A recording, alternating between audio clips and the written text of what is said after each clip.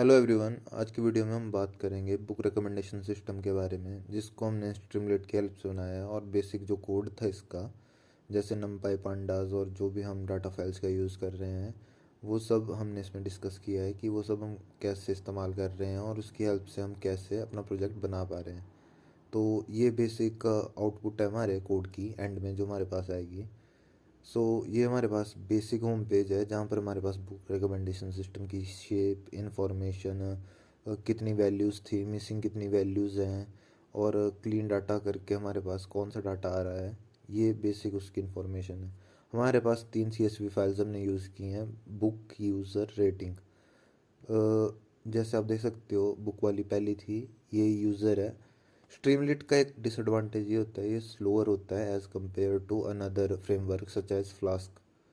पर उस पे हमें कोड में ज़्यादा कॉम्प्लिकेशंस आएंगी, इसमें कोड करना इजी हो जाता है। तो ये ऐसे आप देख सकते हो कि हाँ, एक चीज़ इजी है पर दूसरी चीज़ हमें नहीं मिल पा रही, सच एज रिस्पॉन्स टाइम उतना अच्छा। तो ये हमारे पास यूज़र डाटाबेस है। तो यहाँ पर हमने रो वाइज हमें डाटा मिल रहा है कि यूज़र आईडी कितनी थी, ये एज कितनी है, सिटी, स्टेट, कंट्री वगैरह वगैरह वगैरह। नीचे आप हिस्टोग्राम में एज का कॉलम देख सकते हो कि सबसे ज़्यादा एज के बंदे कितने साल के हैं। तो मैक्सिमम हमारे पास 30 से 35 की रेंज आ रही है। और बॉक्स प्लॉट में हमारे पास जितनी वेरिएंस है उसको हम साइड करके जो हमारे पास क्लीन डेटा है उसको हम ले पा रहे हैं, जो हमारे पास यहाँ बेसिकली ब्लू बॉक्स में है, रेक्टेंगल में। इसके बाद हमारे पास रेटिंग का डाटा सेट है। जो मेन इंपॉर्टेंट काम आता है इसमें, वो हमारे पास बेसिकली आता है कि हम डाटा को अच्छी तरह से क्लीन करें, उसको प्रोसेस करें, पर्टिकुलर एल्गोरिदम लगाएं to find particular result. Basic हमारे पास इसमें जो प्रॉब्लम्स आती है वो आती है ट्रेनिंग और टेस्टिंग डाटा में, कि हम ट्रेन तो अच्छी तरह से कर पा रहे हैं मॉडल, पर टेस्टिंग में वो उतना अच्छा आउटपुट नहीं दे पा रहा। ओके, ये हमारे पास तीसरी आ गई रेटिंग डाटा की इंफॉर्मेशन। यहाँ पर आप नीचे देख सकते हो, डुप्लीकेट्स की हमारे पास वैल्यू ज़ीरो हो गई है। यूनिक आईडीज़ भी हमारे पास यहाँ पे दी गई है, और आईएसबीएन्स भी। ये बेसिकली बुक को आइडेंटिफाई करने के लिए पर्टिकुलर नंबर्स होते हैं। ये हमारे पास मर्ज डाटा है, जिसको हमने बेसिकली कंबाइन किया है यूज़र रेटिंग और बुक के डाटा को मिलाकर, ताकि हम जब भी रिकमेंडेशन देना चाहें यूज़र को ऑथर बेस पे या फिर कंट्री बेस पे, तो वो ईज़िली दे पाएँ हम। और यही था इसमें बेसिकली। ये लोड होने में हमेशा ही ज़्यादा टाइम लेगा, तो अगर आपको अपने कॉलेज में या प्रोफेसर्स को कहीं पे भी दिखाना है तो उनको पहले बता देना। और ये 1 पेज वेबसाइट होती है, वो भी याद रखना, मल्टी पेज ये नहीं होती। आप ऐसा कर सकते हो कि एक ही पेज के ऊपर जैसे लॉगिन आईडी वगैरह लगा दो, पर जैसे आप रिलोड पे क्लिक करोगे तो वापस उसी पेज पे आ जाएगा वो। ये हमारे पास मर्ज डाटा सेट आ गया, जिसमें हमारे ISBN, book title, author, years, publisher, image, हमारे पास बेसिकली सारी इन्फॉर्मेशन आ गई। यहाँ देख सकते हो आप, यूज़र आईडी भी आ गई, बुक्स की रेटिंग्स भी आ गई। ठीक है, तो वो सब कुछ इन्फॉर्मेशन हमारे पास एक साथ आ गई, ताकि हमें प्रोसेसिंग करना इजी हो जाए और एल्गोरिदम लगाना भी इजी हो जाए। बेसिक इन्फॉर्मेशन हमारे पास बुक में यहीं पे मिल जाएगी, कि जैसे मोस्ट पॉपुलर रेटिंग कितनी है। तो जैसे मोस्टली आप किसी मूवीज़ की भी रेटिंग देखते हो IMDb पे, तो 7 से 8 के बीच में होगी मैक्सिमम, जो यहाँ पे भी हमें दिख जाएगी।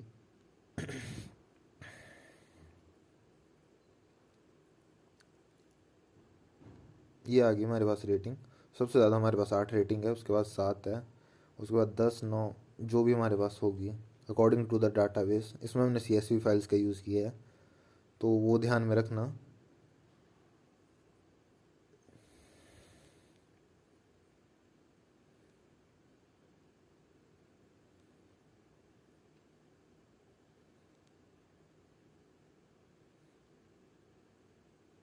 ये हमारे पास टॉप 5 मोस्ट पॉपुलर बुक्स आ गई। तो यहाँ पे देख सकते हो कौन कौन सी मोस्ट पॉपुलर बुक्स हैं। ऐसे हमारे पास most popular author, readers by country, मतलब जो हमारे पास बेसिक इंफॉर्मेशन चाहिए होगी वो हमें मिल जाएगी इसी पे, है ना। और इसमें ज़्यादा कोई डिफरेंस नहीं है एज़ कम्पेयर टू जो हम बेसिकली करते हैं एनाकोंडा पे, या फिर आप किसी भी और अदर सॉफ्टवेयर पे जो बेसिकली पाइथन का इस्तेमाल करके आप एल्गोरिज्म लगाते हो। स्ट्रीमलेट में वही सेम चीज़ है, बस ये वेब पेज में इजी अंडरस्टैंडिंग कर देता है किसी भी यूज़र के लिए। जैसे यहाँ पे रीड बाय कंट्री आ गई, लंदन में कितने रीडर्स काउंट है, बाकी जगह पे कितने हैं, तो वो सब information. Reader by country, popular books recommendations, वो सब इसी पे आ गया। मोस्ट पॉपुलर ऑथर पे जैसे आप क्लिक करोगे तो ऑथर की लिस्ट दे देगा जो वर्ल्ड वाइड सबसे पॉपुलर होंगे और जिनके बारे में इंफॉर्मेशन हमारी CSV फाइल्स में होगी। ये ध्यान में रखना कि जो तुम CSV फाइल्स को लिंक करोगे उसी के अकॉर्डिंग इन्फॉर्मेशन जाएगी इसमें। कोई नई इन्फॉर्मेशन ये तुम्हें नहीं देगा, या ये और किसी डाटाबेस में सर्च नहीं करता। ये बेसिकली जो आपने 3 CSV फाइल्स हमने शुरू में दी थी उसी के अकॉर्डिंग हमें आउटपुट दे रहा है। जैसे ये आगे हमारे पास रिकमेंडेशन, मोस्ट पॉपुलर ऑथर्स के नेम जिन्होंने बुक्स लिखी हैं। अब इसके बाद हमारे पास है रिकमेंडेशंस। ये अगर आपको सिंपली किसी टीचर को या फिर कॉलेज को दिखाना है कि रिकमेंडेशन जनरेट करें, इसमें हमने रैंडम रिकमेंडेशन जनरेशन किया है। इसमें आपको बताना है कि आपको कितनी रिकमेंडेशन चाहिए। जैसे फॉर एग्जांपल मैं 4 कर देता हूँ अब, और गेट रिकमेंडेशन पे क्लिक कर देता हूँ, तो ये हमें रैंडमली 4 रिकमेंडेशन दे देगा, जो या फिर तो हमारे पास रेटिंग बेसिस पे होंगी या फिर ऑथर बेसिस पे। पर इस वाली में हमारे को सिर्फ रैंडमली मिलेंगी। इसमें हम क्योंकि कोई भी अपना डाटा नहीं दे रहे या फिर अपने बारे में इंफॉर्मेशन नहीं दे रहे कि हमें किस जॉनरा की या फिर कितनी पर्टिकुलर रेटिंग की बुक्स चाहिए, तो ये रैंडमली देगा हमें जो भी हमारे पास आउटपुट आएगी।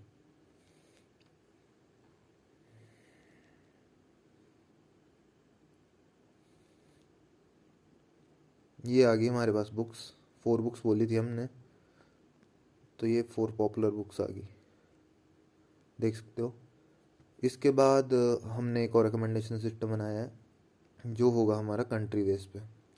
तो इसमें हम जैसे कंट्री सेलेक्ट कर पाएंगे। यहाँ पर हमारे पास मल्टीपल कंट्रीज़ हैं, तो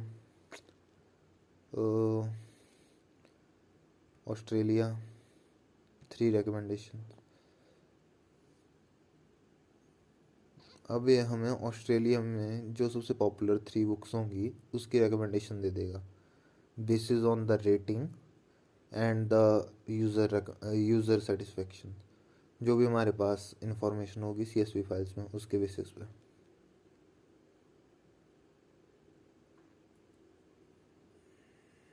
ये टाइम लेगा ही प्रोसेस होने के लिए, क्योंकि ये 1 पेज वेबसाइट और इस डाटा प्रोसेस करता है शुरू से लेकर एंड तक। हर बार जैसे तुम भी एक भी चीज़ का चेंज करते हो उसमें इसको पूरा डाटा शुरू से प्रोसेस करना पड़ता है, तो टाइम कंज्यूमिंग भी है। ये आ गई हमारे पास 3 बुक्स, देख सकते हो ऑस्ट्रेलिया के अकॉर्डिंग।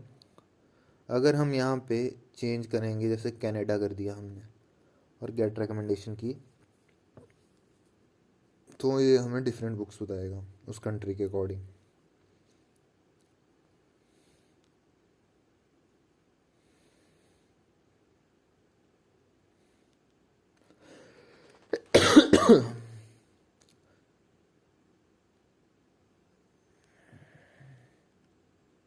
आजकल केजरीवाल बन गया हूँ मैं भी।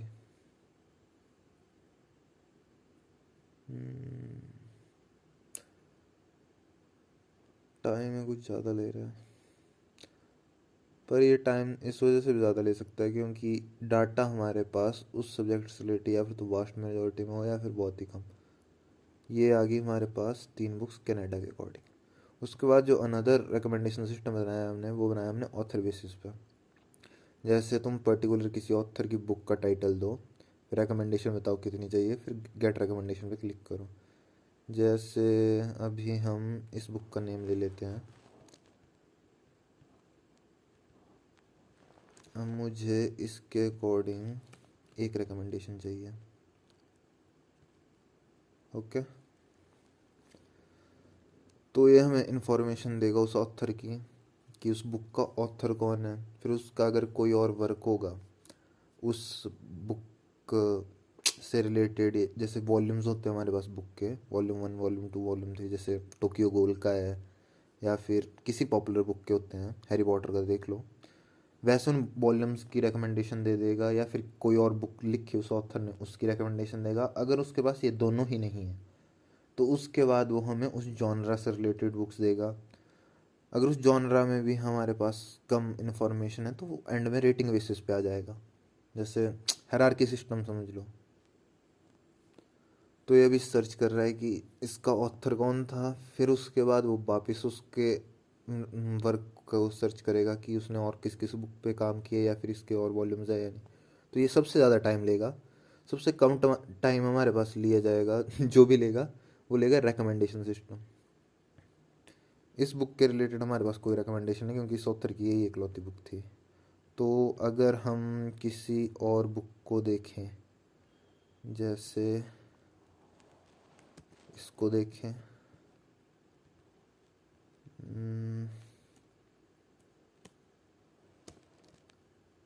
गेट रिकमेंडेशन,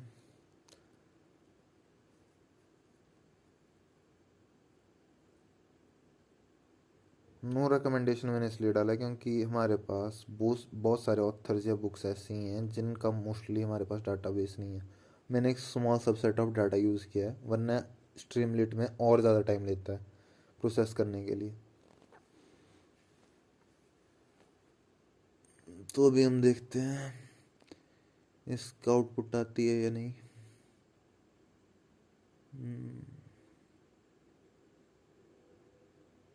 तो अगर तुम्हें अगर कॉलेज में या फिर कोई वर्किंग प्रोजेक्ट में दिखाना है तो ये एक अच्छा रहेगा। इसकी भी कोई रिकमेंडेशन नहीं आई, तो चलो अब इसकी देखते हैं। इसकी मैंने खुद 2-3 रिकमेंडेशन डाली हैं, सेम ऑथर की 2-3 बुक्स मतलब मैंने डाटाबेस में डाल रखी हैं, तो ये हमें रिकमेंडेशन दिखाई देगा। अगर तुम सर्च करोगे, जैसे डाटाबेस में तुम खुद सर्च करोगे, जैसे किसी ऑथर की तुमने 2-3 आउटपुट डाली हुई हैं पर्टिकुलर बुक्स से रिलेटेड, तो वो तुम्हें दे देगा रिकमेंडेशंस। अगर तुमने पर्टिकुलर पूरी इन्फॉर्मेशन डाली है उस पर्टिकुलर ऑथर की, उसके रिलेटेड बुक्स, तब अगर तुम्हारी उतनी अच्छी नहीं है डाटा सेट, जैसे डुप्लीकेट्स हुए, उसमें मिसिंग वैल्यूज़ हुई, तो नहीं आ पाएंगे। ये 4 बुक्स थी, जैसे लवली बॉन्ड्स के लिए भी आ जाना चाहिए, ये सबसे पॉपुलर है। इसके लिए देखो आगे हमारे पास ये किया वेटेड एवरेज पे, इसकी थी 7.7, जॉनरा वगैरह सब मिला के अगर देखें, ये ऑथर का नेम आ गया, टॉप 1 रिकमेंडेशन ये आ गई। अब इसके लिए आएगी, आनी तो चाहिए यार।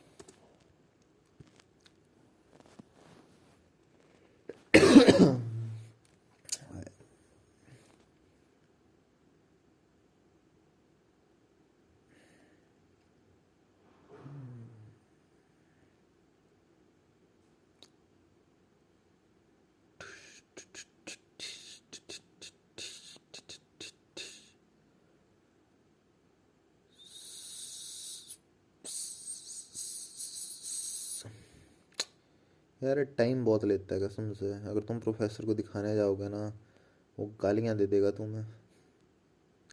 हाँ, जैसे ये थी ना, ये हमारे पास मोस्ट पॉपुलर बुक थी रिकमेंडेशन में। अगर ऑथर बेस में तुम इसकी रिकमेंडेशन देखो एक, तो हमारे पास एक और आ गई। इसकी वेटेड एवरेज था हमारे पास 8 जितना ज़्यादा वेटेड एवरेज अच्छा होगा उतनी ज़्यादा तुम कह सकते हो कि जैसे जॉनरा मैच करेगा, ऑथर मैच करेगा, वगैरह वगैरह वगैरह। ये इसके ऑथर का नेम आ गया। तो बेसिक तुम्हें समझ आ गया कि दिखेगा कैसे और तुम शोकेस कैसे कर सकते हो उसको अपने टीचर को या फिर जिस भी प्रोफेसर को तुम्हें दिखाना है या फिर काम करना है ऐसे किसी प्रोजेक्ट में। अब इसके कोड पे आते हैं। तो ये हमारे पास इसका बेसिक कोड है। एक सेकेंड,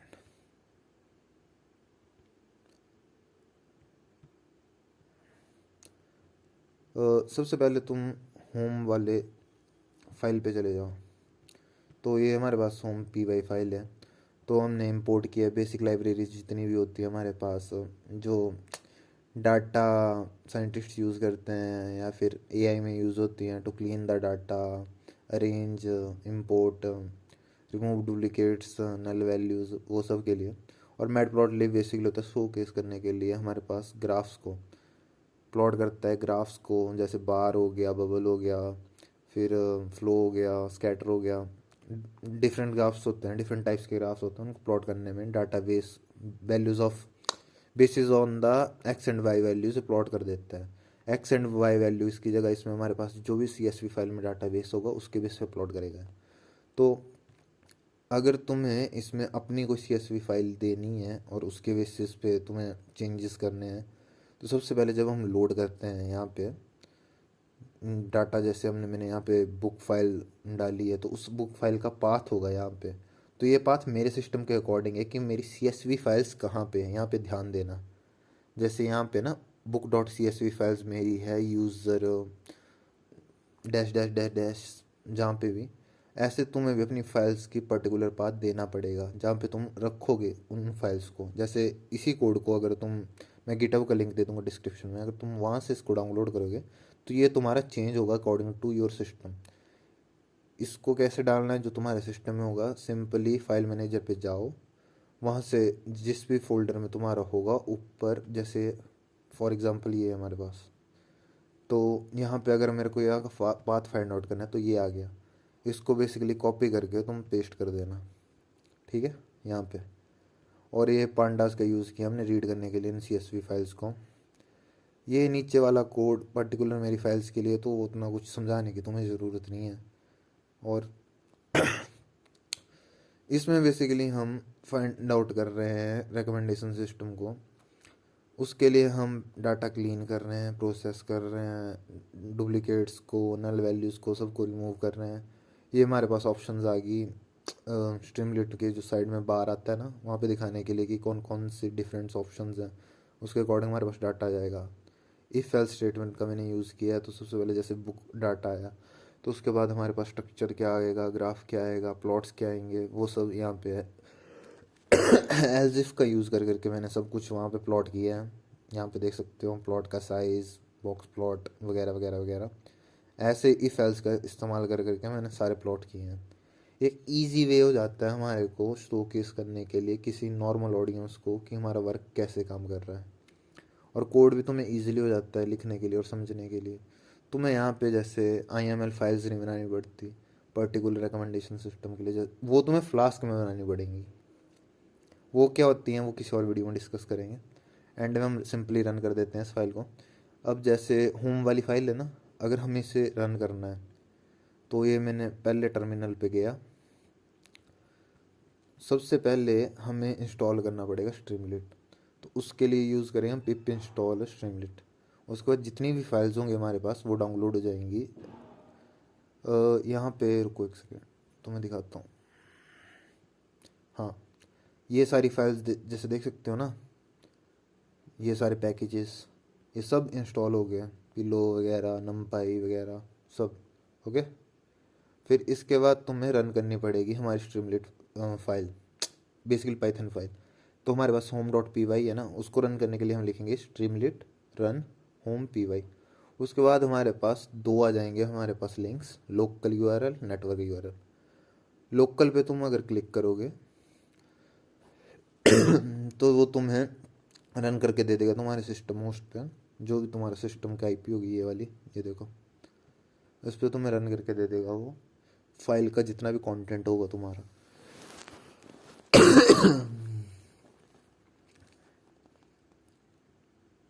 मैं इसमें ज़्यादा डीप नहीं जा रहा हूँ ना, क्योंकि तुम्हें बेसिक ओवरव्यू दे रहा हूँ काम कैसे करता है ये।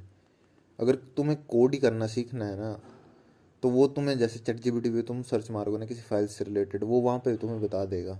तुम्हें बेसिक ओवरव्यू होना चाहिए कि यहाँ पे क्या है और क्या नहीं है। तो जैसे ये आ गया ना, रन किया था हमने तो हमारे पास फाइल्स आ गई। ये पहली वाली फाइल है जो मैंने शुरू में दिखाई थी सबसे पहले, ये हमारे पास ऑप्शंस आ गई साइड में। ये सारी ऑप्शन जो हमारे पास यहाँ पे थी, एक सेकंड दिखाता हूँ तुम्हें, ये है ना, इफ एल्स स्टेटमेंट्स का यूज़ करके ये सारा डाटा नीचे प्लॉट कर रहे हैं हम डिफरेंट ग्राफ्स को। ओके, तो ये बेसिक आ गया तुम्हें कि पहले वाला पेज कैसे वर्क कर रहा है। अब दूसरे वाला वो डिफरेंट पेज पे आएगा, उसके लिए हम डिफरेंट लोकल होस्ट यूज़ करेंगे। जैसे रिकमेंडेशन के लिए हमने ये वाला किया, तो इसमें हम करेंगे स्ट्रीमलीट रन recommendation.py। वापस हमें लोकल होस्ट दे देगा वो। फिर वापस हम जैसे रिकमेंडेशन सिस्टम पे आ गए। ओके, अगर रिकमेंडेशन सिस्टम का कोड तुम्हें देखना है तो इसमें इसमें वापस वही सब कुछ है, इफ एल्स स्टेटमेंट का यूज़ किया है पर इसमें जो तुम मोस्टली यूज़ कर पाओगे वो इफ एल्स ही है, इफ एल्स एल्स इफ, उसका इस्तेमाल करके तुम्हारे मैक्सिमम जो भी तुम शोकेस करना चाहते हो ना डाटा यूज़र को, वो तुम कर पाओगे, है ना। ये आगे हमने रीड की फाइल्स, फिर इफ एल्स स्टेटमेंट्स का यूज़ करके रिकमेंडेशन में हमने डाटा इनपुट किया, फिर हमने country wise state wise data divide कर दिया। ये हमारे पास मोस्ट पॉपुलर बुक के लिए जो भी रिकमेंडेशन सिस्टम है वो है greater less country wise ISBN number book rating, इस बेसिस पे हम डिक्लेयर करें, जिनमें ये सारी चीज़ें सबसे ज़्यादा होंगी वो हमारे पास आउटपुट आ जाएगी। ऐसे तुम बेसिकली समझ सकते हो।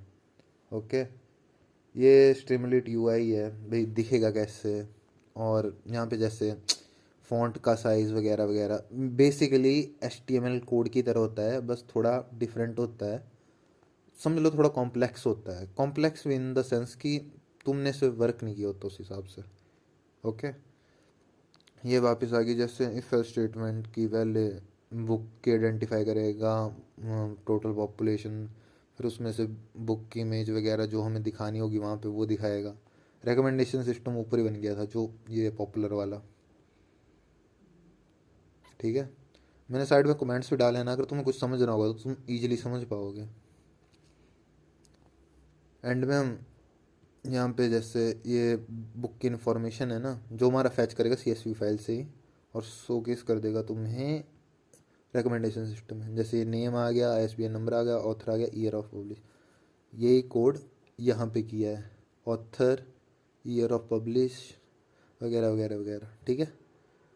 कंट्री वाले में बस हम ऑप्शन चेंज कर देंगे, उसमें हमारे पास यहाँ पे ये आ जाएगा फंक्शन पर्टिकुलर कंट्री वाइज, इसमें सिर्फ कंट्री होगा, उसमें कंट्री की जगह सिटी वगैरह भी सब कुछ था। रुको दिखाता हूँ, रुक जा, ये है ना जैसे ये आगे सिटी स्टेट कंट्री ना, फंक्शन में हमने बुक रेटिंग के बेसिस पे किया और ISBN के नंबर पे, ठीक है, टोटल पॉपुलेशन से। कंट्री वाइज में हमने डिवाइड किया है पहले कंट्री बेसिस पे, फिर उसके बेसिस पे हमने ISBN और रेटिंग फाइंड आउट किया है, समझ गए। कंट्री DF से वो कंट्री के नेम के बेसिस पे उस कंट्री का निकालेगा आउटपुट, समझ गए। बस ये कंट्रीज के नाम है, ये सब भी मैंने डाटाबेस से उठाए हैं, और ये वही पिछला वाला कोड है सारा, ज़्यादा कोई डिफरेंस नहीं है इसमें, जो रिकमेंडेशन सिस्टम है था। ऑथर बेसिस पे हमारे पास जो फंक्शन है, एक सेकेंड दिखाता हूँ, स्ट्रक्चरल UI ये ज़्यादा चलेगा, हाँ ये आ गया फंक्शन, ठीक है। रेलेवेंट डाटा फाइंड आउट करने के लिए बुक टाइटल लेंगे, फिर बुक टाइटल के बेसिस पे हम बुक का ऑथर को फाइंड आउट करेंगे, फिर बुक का ऑथर को फाइंड आउट करने के बाद हम वेटेड एवरेज निकालेंगे, अगर वो आती है सेटिस्फाइड क्राइटेरिया के अंदर तो आउटपुट आ जाएगी, वरना नहीं आएगी, समझ गया। ये आ गया लोअर वाला केस ना, तब नहीं आएगी आउटपुट, अगर सेटिस्फाइड होगा तो आ जाएगी। ये पिछला वाला ही सारा कोड है। ये एल्स स्टेटमेंट मैंने इसलिए डाली है, अगर क्राइटेरिया से मैच नहीं कर रही होगी तो हमारे पास आ जाएगा no recommendation found according to the book. ये मैंने इसलिए डाला क्योंकि मैक्सिमम जो मैंने डाटा लिया है उसमें कम ऑथर्स हैं जिनकी बुक्स हैं, मतलब एक ऑथर की दो दो या तीन तीन बुक्स नहीं है ज़्यादा। ओके, तो उस बेसिस पे है। तो होप करता हूँ आपको अच्छी लगी होगी वीडियो, और make sure like subscribe and share, नहीं भी लगी होगी तब भी कर देना भाई के लिए। ओके, यही है। ये सारा कोड आपको गिटहब पे मिल जाएगा, मैं लिंक दे दूंगा नीचे, तो वहाँ से डाउनलोड कर लेना। अगर कुछ भी क्वेरी वगैरह होगी तो कमेंट सेक्शन में या गिटहब पे पूछ लेना, मैं ट्राई करूँगा कि रिजॉल्व हो जाए। और अगर इससे रिलेटेड कोई और भी इन्फॉर्मेशन चाहिए तो बता देना। अगर हाँ, एक और बात ना, इसकी जो एनाकोंडा वाली फाइल है वो मैंने यहीं पे दे के रखी है, अगर तुम उसको देखना चाहो तो वो भी तुम्हें मिल जाएगी। यहाँ पे दिख नहीं पाएगी पर है यहाँ पे, मैं ये बता देता हूँ तुम्हें, ठीक है। और CSV फाइल्स का बाकी सबका लिंक यहीं पे है।